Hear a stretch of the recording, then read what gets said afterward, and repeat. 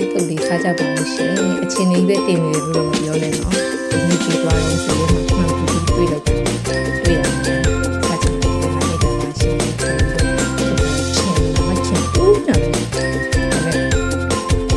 ဒီအချင်းအစားပွားရေးတော့တော့ဆောက်လို့မပေါင်းဘူးဒီလိုဒီလိုအချင်းစားအရင်စားတော့ပတ်စားကောင်းတယ်ဒီအပိုင်းအချင်းလေးပဲထကြတယ်အဲဒီတိုက်တဲ့